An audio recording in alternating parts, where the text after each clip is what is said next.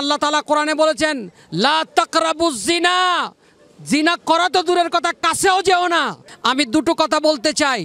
একটি হচ্ছে এই ধর্ষণ এবং ব্যভিচার, এইটা পুরা বাংলাদেশে নয় সারা পৃথিবীতে ব্যভিচারের যেই কর্মকাণ্ড হচ্ছে বিভিন্ন মিডিয়ার মাধ্যমে, ফেসবুকের মাধ্যমে, ইউটিউবের মাধ্যমে, আমি সরকারের কাছে দাবি জানাবো এইগুলোর প্রতি সরকার কঠোরভাবে হস্তক্ষেপ নিতে হবে।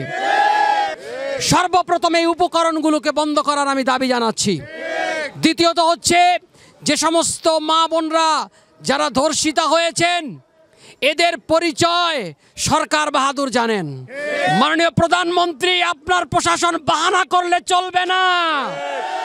এদের পরিচয় 2 দিন আগের থেকে নয়, গোটা 5 বছর এদের ইতিহাস ছিল ছাত্রলীগের এরা। আপনি এখন অস্বীকার করলে কি হবে?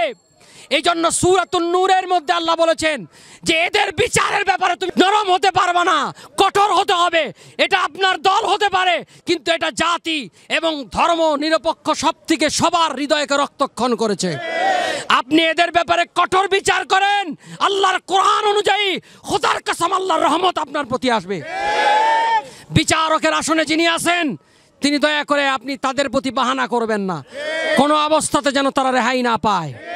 তৃতীয় কথা হচ্ছে আজকে আমাদের সরকার বাংলাদেশে যে আইন, এই আইন হয় যাবজ্জীবন আর নয় অর্থদণ্ড। আমরা এটা চাই না। এটাকে অ্যামেন্ডমেন্ট করতে হবে সংসদে। এটাকে সর্বোচ্চ সংখ্যক আপনার প্রতিনিধি সংসদে এই প্রস্তাব তুলে এই বিল পাস করতে হবে অতি দ্রুত। এদেরকে কাঠগড়ায় হেঁকে ফাঁসির আসামি হিসাবে দেখতে চাই। এবং তৃতীয় আমার দাবি থাকবে, যেটা কোরআনে কারিমে মিন তাইফাতিন ব্যাখ্যা করা হচ্ছে, অর্থাৎ এটা সবাই প্রত্যক্ষ করবে। আপনি কিভাবে দেখাবেন? সৌদি আরবে মসজিদের সামনে করা হয়। এখন মিডিয়ার যুগ। আপনি যেদিন এই ধর্ষক ব্যক্তিকে আপনি শাস্তি দিবেন, ফাঁসির কাস্টে ঝুলাবেন, সমস্ত মিডিয়াগুলিকে লাইভ করে দেখাতে হবে। আপামর জনসাধারণ দেখবে কত বড় নিঃস্বভাবে এদেরকে শাস্তি দেওয়া হচ্ছে। আপনি মাননীয় প্রধানমন্ত্রী, দেশ বঙ্গবন্ধুর কন্যা, আপনি দেশকে ভালোবাসেন, দেশের জনগণকে ভালোবাসেন।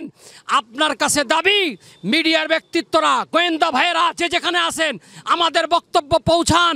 আমরা স্বাধীনতার পক্ষে কথা বলি, আমরা মানুষের মানবতার পক্ষে কথা বলি, আমরা মজলুমের পক্ষে কথা বলি। আপনার কাছে দাবি থাকবে আপনি এই বিচার ব্যবস্থা, এর জন্য টালবাহানা করা যাবে না।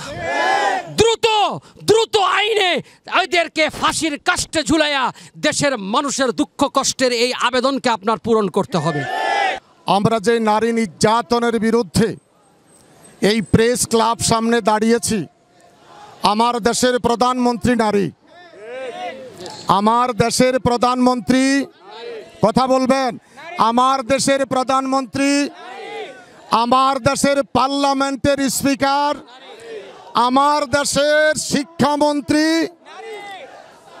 প্রধানমন্ত্রী নারী হবার পরে, শিক্ষামন্ত্রী নারী হবার পরে, পার্লামেন্টে স্পিকার নারী হবার পরে এই দেশের নারীর উপর নির্যাতন, শিশু ধর্ষিত হচ্ছে, এরপরে এই দেশে বিচার হচ্ছে, এটা বড় লজ্জার দুঃখজনক কথা। শিক্ষামন্ত্রী নারী হবার পরেও শিক্ষা প্রতিষ্ঠানে নারী ধর্ষিত হচ্ছে। যারাই করতেছে, যেই করতেছে, ওই ধর্ষককারীর ফাঁসি আমরা চাই।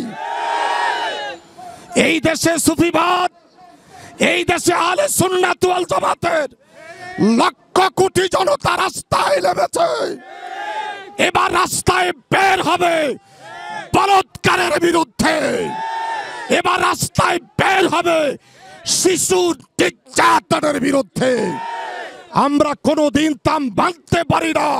ইসলামিক ফ্রন্ট, এই দেশের আলেম ওলামা কোনোদিন তা মানতে পারে না।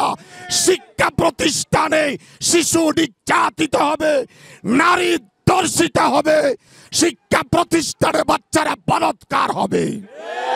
এদের আমরা ফাঁসি চাই। এদের কি চাই? ফাঁসি, ফাঁসি, ফাঁসি চাই। ফাঁসি, ফাঁসি, ফাঁসি চাই। বলাৎকারের ফাঁসি চাই। আমরা গণপ্রজাতন্ত্রী বাংলাদেশ সরকারকে একটি পাইলট প্রোগ্রাম বা একটি পাইলট প্রজেক্ট হিসাবে নিয়ে যেতে বলবো এবং অনুরোধ জানাবো যে আল্লাহ এবং তার রাসূলের বিধান অনুযায়ী যদি অন্তত পাইলট প্রোগ্রাম হিসাবে প্রজেক্ট হিসাবে দুই একটা এই হত্যা এবং ধর্ষণের বিচার যদি করা হয় কোরআন এবং সুন্নাহ মোতাবেক, তাহলে আমরা আশা করতে পারি যে আল্লাহ রাব্বুল আলামিন এবং প্যারা নবী হুজুর রহমতুল্লিল আলমিনের তরিকা অনুযায়ী যদি এই দেশের বিচার বাস্তবায়ন হয়, তাহলে এই ধর্ষণ, এই হত্যা, এই রাহাজানি, খুন খারাপি, এই সন্ত্রাসী, চাঁদাবাজি এগুলো কমবে কি কমবে না বলেন? অবশ্যই কমবে। আমরা গণপ্রজাতন্ত্রী বাংলাদেশ সরকারকে বলবো, যেহেতু আপনি মুসলমান, আমাদের প্রেসিডেন্ট মুসলমান, এই দেশ মুসলমানের দেশ, এই দেশ আউলিয়া ইকরামের দেশ, তো আল্লাহ রাব্বুল আলামিন বলেছেন আয-যানি ওয়াজ-যানিয়াতু ফাজলিদু কুল্লা ওয়াহিদিম মিনহুমা মিআতা জালদা, যে আল্লাহ রাব্বুল আলামিন বলেছেন ধর্ষক এবং ধর্ষণকারী অর্থাৎ বেবিচারী এবং বেবিচারিণী উভয়ের জন্য আল্লাহ রাব্বুল আলামিনের যেই বিধান রয়েছে যে এদেরকে মিয়াতা জালদা 100 করে দৌড়া মারার বিধান কোরআনুল কারীমে রয়েছে। আমার মায়ের সম্মান রক্ত দিয়ে রাখবো, আমার বোনের সম্মান রক্ত দিয়ে রাখবো। ধর্ষক যদি বেঁচে যায় রক্ত দেবে ছাত্ররাই। নাহমাদুহু ওয়া নুসাল্লি আলা রাসূলিহিল কারীম। আম্মা বাদ, ইসলামিক ফ্রন্ট বাংলাদেশ ও ইসলামী ছাত্র সেনা ঢাকা মহানগরের উদ্যোগে আয়োজিত আজকের এই মানববন্ধন দর্শকদের বিরুদ্ধে, বলাৎকারের বিরুদ্ধে, যেখানে যেখানে দর্শন হয়, বলাৎকার হয়, সেই স্থানগুলো চিহ্নিত করে তাদেরকে উপযুক্ত শাস্তি এবং বাংলাদেশের মহান সংসদে দর্শনের একমাত্র শাস্তি মৃত্যুদণ্ড কার্যকর করার দাবিতে আজকের এই মানববন্ধন। গত কয়েকদিন আগে সিলেট, যেই সিলেট 360 আউলিয়ার পুণ্যভূমি, যেই সিলেটের মধ্য দিয়ে বাংলাদেশে ইসলাম প্রতিষ্ঠিত হয়েছে, হযরত শাহজালাল মুজাররদি ইয়ামানী রাহমাতুল্লাহ গৌর গোবিন্দের রাজপ্রাসাদকে ধূলিসাৎ করে ইসলামকে এই সবুজ বাংলায় দায়েম এবং কায়েম করেছেন। আজকে সেই সিলেট ভূমিকে অপবিত্র করা হয়েছে, ঠিক কিনা ভাইরা আমার? আমরা ইতিপূর্বে দেখেছি, এর আগেও এমসি কলেজে এর আগেও নানা রকম অপকর্ম হয়েছে, কিন্তু প্রশাসন নির্বিকার। ধর্মীয় পোশাকে আজকে বিভিন্ন কওমি খারেজি মাদ্রাসাতে বলাৎকারের মহোৎসব চলছে। এই যে মুসলিম বলুন, হিন্দু বলুন, বৌদ্ধ, খ্রিস্টান, যে ধর্মের অনুসারী হোক, কেউ যদি ধর্মীয় অঙ্গনকে কেন্দ্র করে কোনো অপকর্ম করে তাকে কোনো সময় রেহাই দেয়া যাবে? আমরা দায়িত্বহীন কণ্ঠে বলতে চাই, ধর্মীয় পরিচয়কে বড় করে দেখবেন না। তিনি কওমি মাদ্রাসার মুহতামিম হতে পারেন, তিনি হেফজখানার শিক্ষক হতে পারেন, মসজিদের ইমাম হতে পারেন। তারা যেহেতু ধর্মীয় পবিত্র অঙ্গনকে তারা কলুষিত করেছে, পবিত্র শিক্ষাঙ্গনকে কলুষিত করেছে, তাদের ধর্মীয় এবং রাজনৈতিক পরিচয়কে বড় করে দেখা যাবে? সুতরাং আজকে আমরা ইসলামিক ফ্রন্ট বাংলাদেশ এবং ইসলামী ছাত্র সেনার পক্ষ থেকে আমরা এই জোর দাবি জানাচ্ছি, বাংলাদেশে আমি একজন আইনজীবী হিসেবে, আমি একজন আইনের ছাত্র হিসেবে, একজন প্র্যাকটিশনার লয়ার হিসেবে আমি বলতে চাই, বাংলাদেশের যেই দর্শনের উপর যে আইন আছে এটা অত্যন্ত দুর্বল। 2000 সালের নারী ও শিশু নির্যাতন দমন আইন এর ধারা 9-তে বলা হয়েছে দর্শনের কারণে যদি কারো মৃত্যুদণ্ড হয় সেখানে তাকে, সেই আসামিকে মৃত্যুদণ্ড দেওয়া যাবে এবং সাথে সাথে অর্থদণ্ড দেওয়া হবে। কিন্তু আমরা মনে করি দর্শনের শাস্তি, দর্শন করলেই মৃত্যুদণ্ড দিতে হবে, দর্শন প্রমাণিত হলেই মৃত্যুদণ্ড দিতে হবে। আমি একজন আইনজীবী হিসেবে আমি এই জোর দাবি জানাচ্ছি, বাংলাদেশের মহান সংসদে এই আইন পাশ করতে হবে। দর্শন প্রমাণিত হওয়া মাত্রই এই আসামিকে মৃত্যুদণ্ডে দণ্ডিত করার বিধান করতে হবে। দর্শনের যন্ত্রণা মৃত্যু যন্ত্রণার চাইতেও অত্যন্ত ভয়াবহ। একজন মানুষকে যদি খুন করা হয় তাহলে ওই মানুষ, ওই বনি আদম একবারেই মরে। আর যেই বোন, যেই মা, যেই কোমলমতি বাচ্চা দর্শনের শিকার হয়, বলৎকারের শিকার হয়, তার বাকি জিন্দেগির প্রতিটি সেকেন্ডে সেকেন্ডে সে মৃত্যুর স্বাদ গ্রহণ করে। প্রিয় বন্ধুরা আমার, দর্শিতা বোনের এই আহাজারিকে উপলব্ধি করে বলৎকারের শিকার শিশুদের এই নির্মম যাতনার কথাকে স্বীকার করে সরকারের কাছে দাবি জানাবো মৃত্যুদণ্ড এবং বলৎকারের জন্য শাস্তি মৃত্যুদণ্ড হিসেবে নির্ধারণ করা হোক। সিলেটের ঘটনার প্রেক্ষিতে একটি কথা বলতে চাই। বাংলাদেশ ছাত্রলীগ স্বাধীনতা আন্দোলনের গুরুত্বপূর্ণ ভূমিকা রেখেছে।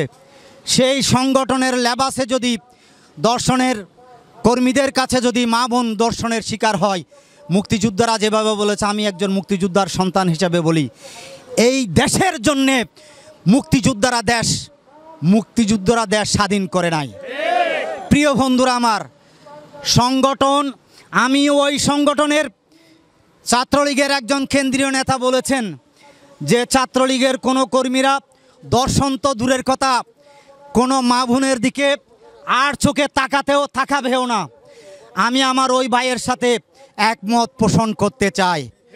যদি তাই হয়, ছাত্রলীগের আদর্শ যদি তাই হয়, তাহলে বলবো সিলেটে যারা দর্শন করেছে তাদের সাথে দলীয় পরিচয় আগে যাই থাকুক, সে তাদের বিরুদ্ধে আপনার ভূমিকা গ্রহণ করুন। প্রশাসনের উপর আপনাদের অযাচিত হস্তক্ষেপ বন্ধ করুন। সিলেটের ওই থানার ওসি সাহেবের সাথেও দর্শকদের দহরম মহরম সম্পর্কের আভাস পাওয়া গিয়েছে।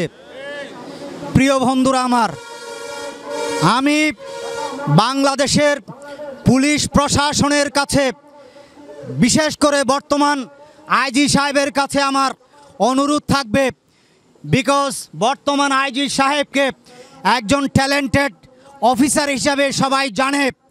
প্রিয় বন্ধুরা আমার, এই করোনা সিচুয়েশনে, প্যান্ডেমিক সিচুয়েশনে বাংলাদেশের পুলিশ বাহিনী যে